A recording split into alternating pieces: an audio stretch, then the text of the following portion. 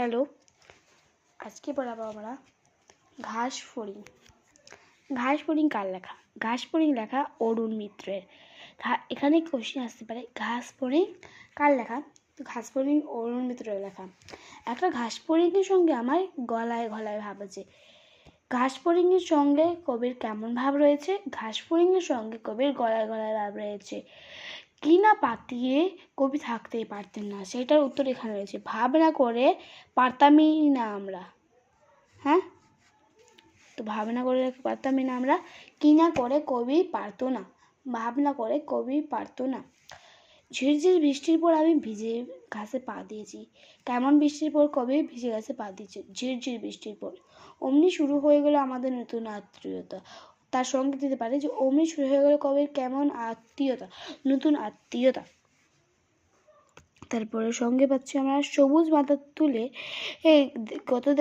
কত খেলা দেখালো ঘাস ফড়িং। সবুজ মাথা তুলে কত খেলা দেখালো ঘাস ফড়িং। কি সবুজ মাথা তুলে খেলা দেখালো?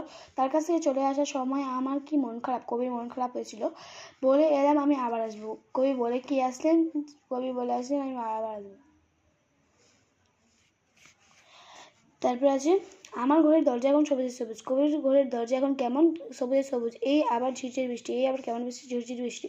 আমি কথা দিয়ে এসেছি। আমি কে কথা দিয়ে এসেছে? কবি কথা দিয়ে এসেছে। ভিজে ঘাসের ওপর আমাকে যেতেই হবে আবার।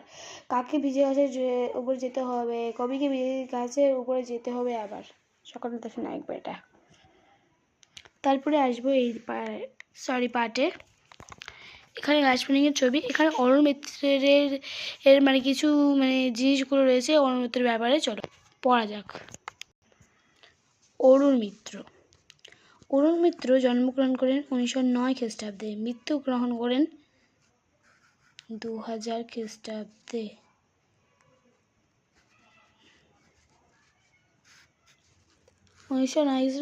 খ্রিস্টাব্দে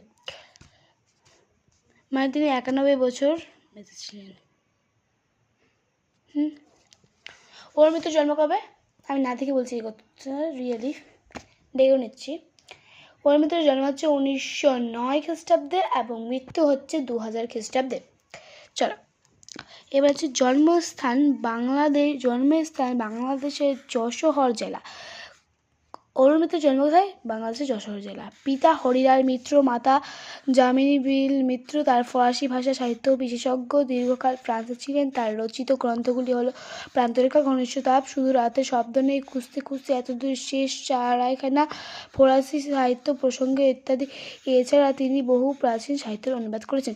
কবি অরুণ মিত্র কোন বিদেশি ভাষার বিশেষজ্ঞ ছিলেন? কবি অরুণ মিত্র কোন বিদেশি ভাষার ছিলেন? এটা ফরাসি ভাষা হবে।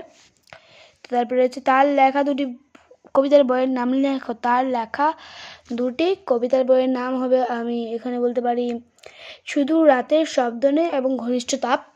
চলো আচ্ছা, এবার রয়েছে কোশ্চেন উত্তর।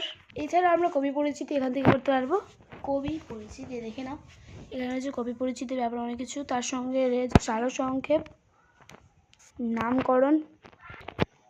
দেখো ফরাসি ভাষায় বিশেষজ্ঞ ছিলেন, এই দুটো করলাম, শেষ এখানে আছে। এবার আমরা উদ্দেশ্য বিধিতে আসি। ভাব না করে আমরা থাকতে পারতাম না, দেখে নাও দুটোই আছে কিন্তু এই পাতাতে এবং এই পাতাতে এর রয়েছে দুটো। তারপরে এই কোশ্চেন উত্তরটি। তারপরে বিশেষ্য থেকে বিশেষণে আত্মীয়তা, আত্মীয়, ঘাস ঘেঁষু, সবুজ সবুজতা, নতুন নতুনত্ব। 5-এর 1 দাগের কোশ্চেন, 2 দাগের কোশ্চেন, এটি 3 দাগের কোশ্চেন, 4 দাগের কোশ্চেন,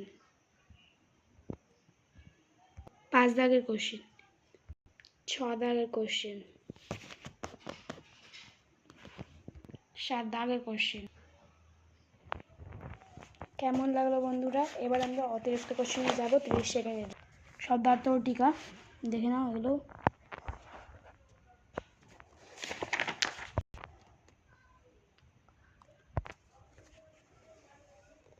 ছোট কোশ্চেন।